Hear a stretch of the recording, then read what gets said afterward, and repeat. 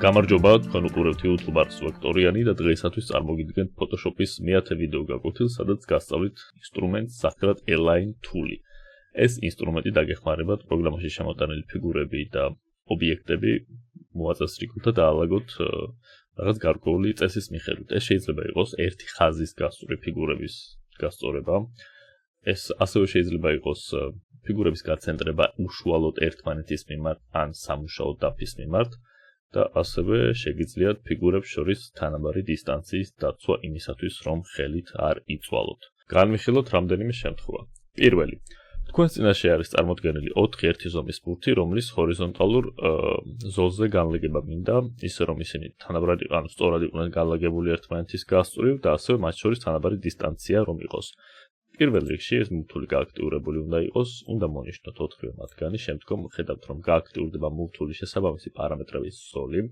ჩვენ ეს განყოფილება გვაინტერესებს, თავად ეს არის Align ინსტრუმენტის განყოფილება, სრული სახით რომ წარმოგიდგინოთ ის თუ როგორია, დააკლიკეთ სამ წერტილს და ესე სრული სახით გამოიტანს ამ ფანჯარას. პირველ რიგში მინდა თქვენი ყურადღება გავამახვილო აქ ერთ დეტალზე. თქვენ ხედავთ რომ წერია Align Tool, რომლის ქვეშაც ერთი პატარა ჩამოსაშლელი უჯრაა. თუ დააკლიკავთ, დაინახავთ რომ სულ ორი ოფცია არის. ხო, ერთი არის Selection, რაზეც იყო მომართული და მეორე არის Canvas. Selection გამოიყენება მაშინ, თუ ჩვენ გვინდა რომ ეს ფიგურები მოვაწესრიგოთ ერთმანეთის მიმართ. სადაც მოვნიშნავთ რამდენიმე ფიგურას, ისინი ერთმანეთის მიმართ ან გაცენტრდებიან, ან რომელიღაცა ფიგურის მიმართ მოსწორდებიან დანარჩენებიც და ასე შემდგომ. ხოლო Canvas-ზე მომართვის დროს ფიგურების მოსწორება ხდება უშუალოდ სამუშაო დაფის მიმართ. შეიძლება სამუშაო დაფის მიმართ გავაცენტროთ, ან სამუშაო დაფის რომელიმე კუთხეზე ვთქვათ, განვათავსოთ რომელიმე გვერდის გასწვრივ, ან გვერდის დაბოლოების გასწვრივ, ვთქვათ, აი აქ კიდეზე განვათავსოთ დანარჩენი ფიგურები და ასე შემდგომ. თავად ტუტორიალის განმავლობაში უფრო კარგად მიხვდებით თუ რას ვამბობ ახლა და მოკლედ მოდი თავდაპირველად დავტოვოთ Selection-ზე. ასევე მისქვამდა რომ Photoshop-ის ძველ ვერსიებში ამ ინსტრუმენტს Canvas ფუნქცია საერთოდ არ აქვს და ავტომატურად Selection-ზე არის დაყენებული. ხოლო როგორ დავანაზღაუროთ ეს დანაკლისი ძველ ვერსიებში, ამასაც გაჩვენებთ, ამ შემოვლით ხერხებსაც გაჩვენებთ აუცილებლად ტუტორიალის ბოლოსკენ. ახლა ჩემი მიზანი არის რომ ეს არსებული წრეები ერთ ჰორიზონტალურ ზოლზე დავალაგო.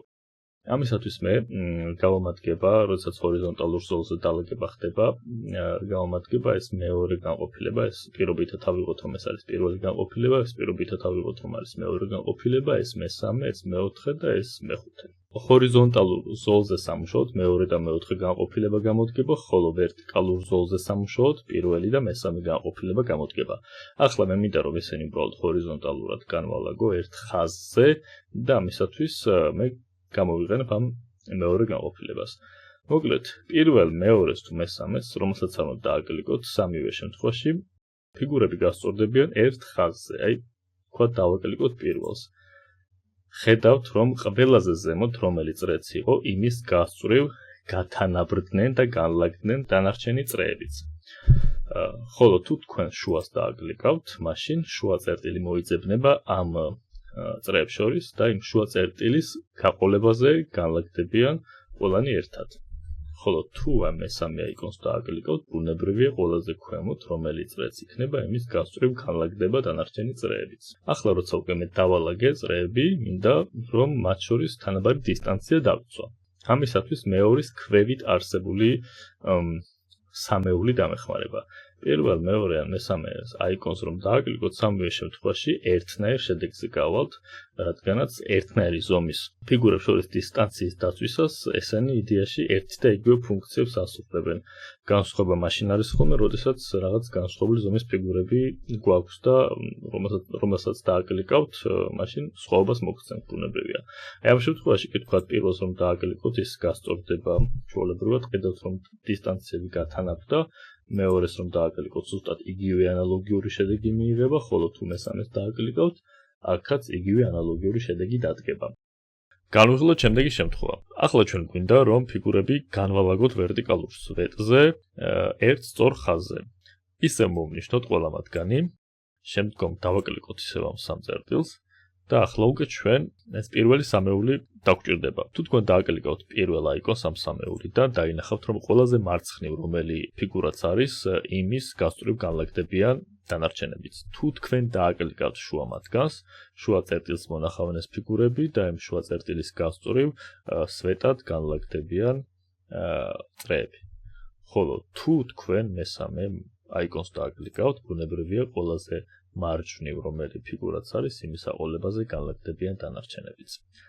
ახლა ჩვენ გვინდა მათ შორის თანაბარი დისტანციის დაცვა, ცოტა გამოვაჩოჩებ. მოვნიშნოთ ისევ და ამ შემთხვევაში ჩვენ ეს პირველი სამეულის ქვედა სამეული გამოგვადგება. აქაც ნებისმიერს დააკლიკეთ პირველს, მეორეს ან მესამეს ერთ და იგივე შედეგზე გაგიყვანთ და ხედავთ რომ გაასწორებს მანძილებს და დისტანციას თავად ფიგურებს შორის. ეს მეორე აიკონიც გაასწორებს და მესამე აიკონიც ზუსტად იგივენაირად გაასწორებს. ახლა განვიხილოთ ისეთი შემთხვევა, როდესაც შემოტანილი გვაქვს სხვადასხვა ზომის ფიგურები, ანუ მათი სიგანე და სიმაღლეები ერთმანეთისგან განსხვავდება. მოდი ვცადოთ და ამ ფიგურებს შორის თანაბარი დისტანცია დავიცვათ. პირველ რიგში ისევ მოვნიშნოთ ყველა მათგანი, გავხსნათ აქ სამწერტილიანი აიკონი, გამოგვიტანს ფანჯარას და ჯერ მოდი გავაშუალედოთ სილამაზისთვის, რომ უფრო კარგად დავინახოთ თუ რისი გაკეთება გვინდა.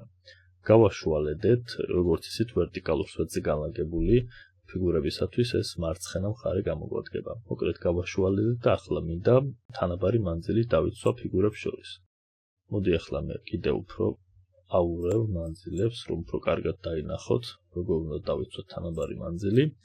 მოვნიშნოთ ისევ და ახლა რა ხდება? როგორც წინა შემთხვევაში ჩვენ ვცადეთ, გამოვიყენეთ ეს მესამე განყოფილება, ხო?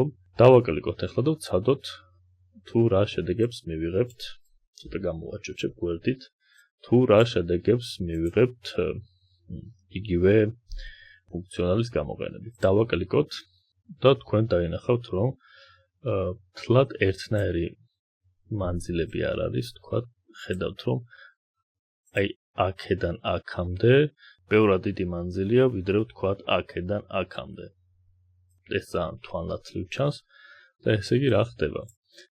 ესეთ დროს, როდესაც თქვენ შემოტანილი გაქვს სხვადასხვა და იდეაში ერთნაირი ზომის ფიგურებით, ეს ფუნქციონალი თავად დისტანციას ასწორებს პირველი ფიგურის ყველაზე მაღალი წერტილიდან, ანუ ზედა წერტილიდან შემდგომი ფიგურის ყველაზე მაღალ წერტილამდე, ანუ მანძილი აქედან აი აქამდე იგივეა, რაც მანძილი აქედან აქამდე და იგივეა, რაც მანძილი აქედან აქამდე.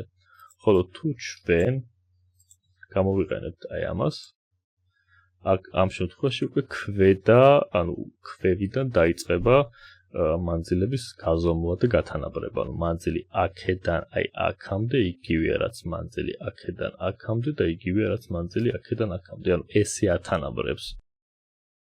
ხოლო შუა ვარიანტის გამოყენებისას თავად ცენტრებს შორის მანძილი იქნება ერთნაირი.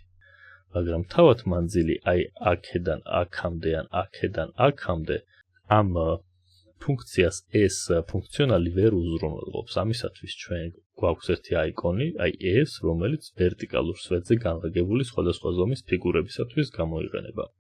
როგორც კი თქვენ ამას დააკლიკავთ, იგი უკვე თავად იმ გვერდებს შორის გაათანაბრებს მანძილს, რომელიც ჩვენ გვაინტერესებს. ანუ აი აქედან აქამდე მანძილი იგივეა, რაც აქედან აქამდე და იგივეა, რაც აქედან აქამდე. ზუსტად ანალოგიური შემთხვევა იქნება ჰორიზონტალურად განთავსებული ფიგურებისათვის და ახლა ამ ეტაპზე ანუ აზრი აღარ აქვს ჩვენებას, რადგანაც ანუ ანალოგიურად თქვენ თავადაც მიხვდებით, როგორ იმუშავებს და შეგიძლიათ სახში თქვენს კომპიუტერებთან მოსინჯოთ. ახლა განვიხილოთ შემთხვევა, როდესაც ჩვენ გვინდა ფიგურების გასწორება თავად უშუალოდ სამუშაო დაფის მიმართ. მოვნიშნოთ ჩვენი წრეები, შემდგომ შევიდეთ Align ინსტრუმენტში. აქ ისევ selection-ზე იქნება ბუნებრივია მონიშნული, თუმცა სანამ გადავიყვანდე canvas-ზე, მოდი ისევ ნახოთ თუ ჩვეულებრივ selection-ის დროს როგორ აშუალედებს ეს რეჟიმი თავად ამ ჩვენს ფიგურებს. დავაკლიკოთ თუნდაც აი ამას. დაინახავთ, რომ აი აქ ამ ადგილას გააშუალედა, ანუ თავად იმ ობიექტებს შორის არსებული შუა წერტილში გააშუალედა ერთ სვეტად. ახლა დავბრუნდეთ უკან, ავირჩიოთ canvas და იგივე ადგილას დავაკლიკოთ. დაინახავთ, რომ ის თავად სამუშაო დოკუმენტის ცენტრში განთავსდება და წამოიღებს სამივე ფიგურას და თან ერთმანეთის მიმართაც გააშუალედებს და თან ბუნებრივია სამუშაო დაფის მიმართაც გააშუალედებს. ახლა მოდი მე ცოტა ავაჩოჩებ ამას, ესე განვალაგებ, მოდი იყოს ესე. და ახლა ჩემი სურვილი იქნება, რომ თავად ამ სამ წრეს შორის დისტანცია დავიცვათ, გავათანაბრო ზუსტად იგივენაირად. აქედან შეგიძლიათ აარჩიოთ ან პირველი, ან მეორე, ან მესამე ერთი და იგივე შედეგზე გაგვიყვანს. მაგრამ რა მოხდება მაშინ, თუ მე მომინდება აი ამ სამივე ობიექტის იმ ფორმით, როგორი ფორმითაც ახლა არის წარმოდგენილი, გაშუალედება სამივესი ერთად თავად სამუშაო დოკუმენტის მიმართ, როგორც ჰორიზონტალურად, ასევე ვერტიკალურად. როგორც ხედავთ, ცენტრში ისედაც განთავსებული არის, ოღონდ ეს მარჯვენა მარცხენა მხრიდან გასწორებული არის და ცენტრში ის, მაგრამ ზევით და ქვევითა მხრიდან ეს გასწორებული არ არის და ხედავთ, რომ ზევით მხარეს უფრო პატარა ადგილია დარჩენილი, ვიდრე ქვევით მხარეს. თუ მინდა რომ ეს სამივე მათგანი, აი ესეთი ფორმით, როგორი ფორმითაც ახლა არის, გავაცენტრო და გავაშუალედო, ამისათვის მე უნდა მოვნიშნო, შემდგომ უნდა დავაჯგუფო და აკლიკეთ აქ მარჯვენა მხარეს და დააჯგუფეთ, როგორც ეს გასწავლეთ წინა გაკვეთილებიდან, ის გადაიქცევა ერთ ჯგუფად, აქაც დარწმუნდით, რომ ჯგუფი არის მონიშნული, მაგრამ თუ ლეიერი არის მონიშნული, შეიძლება ამანაც არაფერი დააშავს, მაგრამ მაინც აქ ჯგუფზე იყოს დაყენებული, შემდგომ ისევ შევიდეთ და აი აქ მხოლოდ ორი რაღაც იქნება გააქტიურებული, რადგანაც პროგრამა აი ამ სამ ცალბურთულს უკვე როგორც ერთთლიანობად, ერთ ობიექტად ისე აღიქვამს და შეგიძლიათ რომ გააშუალედოთ უკვე აი ამის მიხედვით. დააკლიკეთ და დაინახავთ, რომ ის უკვე ჩამოიწევა და აბსოლუტურად ცენტრში და გაცენტრებული იქნება ეს ჩვენი სამი ცალი გაერთიანებული ბურთულა. ჩვენ რომ ესე არ გაგვეკეთებინა, ახლა მე ჯგუფიდან ამოვიღებ და გაჩვენებთ, რა შედეგს მივიღებდით თუ თქვათ პირდაპირ აი ესე დავაკლიკავდი ამ ადგილას, ისინი ერთმანეთს გადაეფარებოდნენ და ერთ წერტილში განთავსდებოდა სამივე. იმიტომ რომ პროგრამა იმას ცალ-ცალკე ობიექტებად აღიქვამს და ბუნებრივია სამივე ობიექტს ცალ-ცალკე გააცენტრებდა და ერთმანეთს ზემოდან გადააფარებდა. ნახოთ დანარჩენი აიკონები რა შედეგს გაგვიყვანს, დავშლი ახლა მე ისევ ამ შეერთებულ სამეულს. მონიშნეთ და მოვნიშნოთ და ვნახოთ პირველი სამეულის პირველი აიკონის რა შედეგს გაგვიყვანს, დაინახოთ რომ მარცხენა გვერდს მიეყრდნობა სამუშაო დაფისა, მესამე აიკონზე დაკლიკვისას დაინახავთ, რომ მარჯვენა გვერდს მიეყრდნობა, ხოლო ბუნებრივია შუა აიკონზე დაკლიკვისას როგორც წევან, ასევე ჰორიზონტალურ ვარიანტში, ანუ აქ ჰორიზონტალური გაცენტრება ხდება, ანუ მარჯვენა და მარცხენა მხარეს თანაბარი მანძილი იქნება დაცული, ანუ ეს გაცენტრებით ჰორიზონტალურად აცენტრებს, თუმცა გაშუალედებით ვერტიკალზე აშუალედებს. იდეაში სიტყვებმა არ დაგაბნიოთ, თქვენც რომ მოსინჯავთ ამ რაღაცებს, მიხვდებით თუ რას გულისხმობ. ახლა რაც შეეხება მეორე სამეულიც მოვსინჯოთ.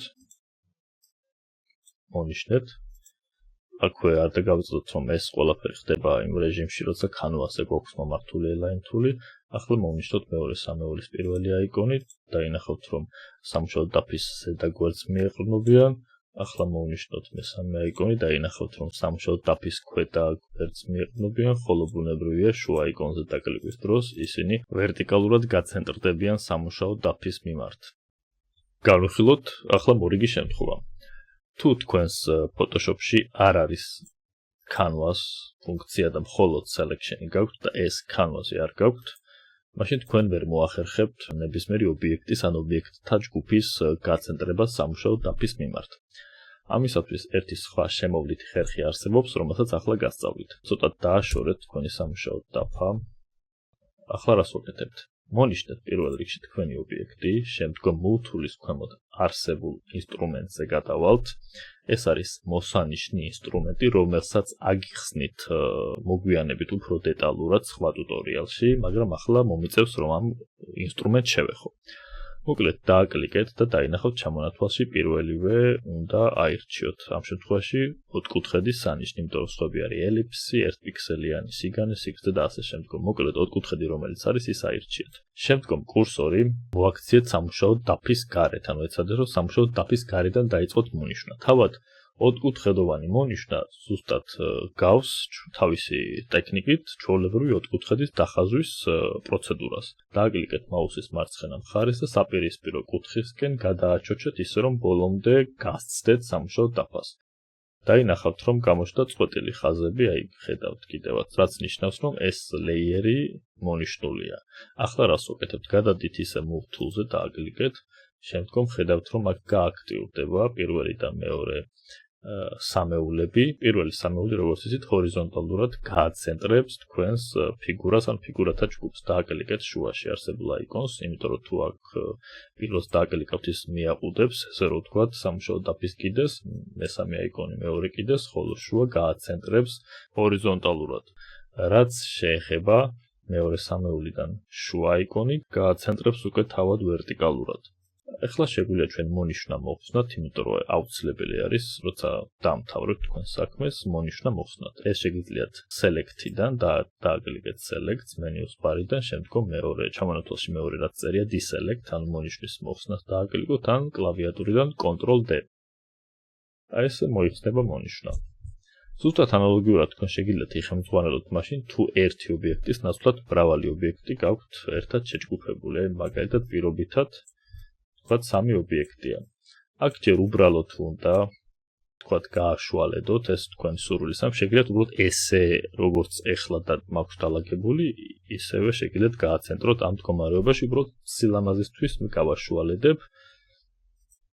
თქვათ ესე და ესე, შემდგომ ამას უბრალოდ დავაჯგუფებ აქედან. და ჯგუფი ხომ აქვს უკვე აქ მოცემული ლეიერებში ამ დაჯგუფებული ფოლდერი. შემდგომ ესე ვიზამ, ისევ მონიშნა, როგორც აქ ჯგუფზე უნდა ვიყოთ, აუცილებლად ჯგუფის ლეიერი მონიშნული უნდა გქონდეს, შემდგომ იგივენაირად მოვნიშნავ მთლიან სამუშაო დაფას, ისე move tool-ს ავირჩევ და შემდგომ აი აქედან გავაცენტრებ და შუა აიკონებს დავაკლიკავ ან გარედან, ან თვითონ შიგნიდან. და ხედავთ რომ ანალოგიურად გაცენტრებული იქნება ეს ჩემი ფიგურათა ჯგუფი. ახლა ცოტა პრაქტიკაშიც რომ გაჩვენოთ თუ რა გამოყენება აქვს align tools და როგორ საინტერესოდ შეუძლია რაღაცების გაკეთება და საკმაოდ მრავალფეროვანი რაღაცების გაკეთებაც, შემოვიდნენ ერთ მარტივ გეომეტრიულ ფიგურას, ეს იყოს მოდით წრე. დავხაზავ რაღაცა ესეთი ზომის. შიგნით გავუთიშავ ფერს, ვირჩევ სიცარიელეს, ხოლო კონტურს დავტოვებ შავ ფერს და ოდნავ გავასქელებ, სადღაც 8 ერთეული იყოს და enter-ზე დაეთანხმეთ. შემდგომ რამდენიმე დუპლიკატი დაგვჭირდება. თქვათ წამოვიღოთ ესე. გადამრავლეთ alt პილაკის საშუალებით, თანაბრად თუ არ დააწყობთ პრობლემა არ არის, შეგიძლიათ ესე შუიდანაც აიღოთ და გადამრავლოთ. მოკლედ ჯერა დავწმუნდა რომ ისინი ერთ სიმაღლეზე არიან განლაგებულები. მონიშნეთ ყველა მათგანი, შედით align tool-ში, აქ დარწმუნდით რომ selection-ი არის მონიშნული, ან იდეაში canvas-იც რომ იყოს ამ შემთხვევაში მეგონი პრობლემა არ იქნება.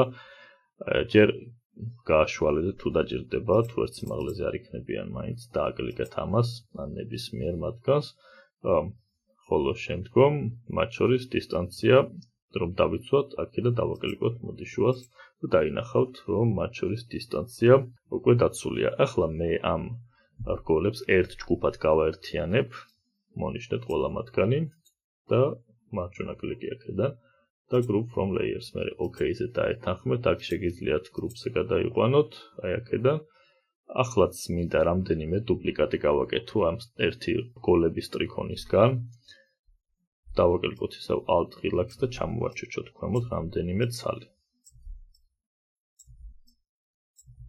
დაახლოებით ალბათ მიხვდით რისი ჩვენება და გაკეთებაც მინდა. მონიშნეთ ახლა ისო, ხედავთ რომ აქ ბევრი ჯგუფი შეიქმნა, მონიშნეთ ყველა. თითო ჯგუფი ან თითო ტრიქონი თითო ობიექტად იკითხება პროგრამის მიერ, მონიშნეთ ახლა ყველა.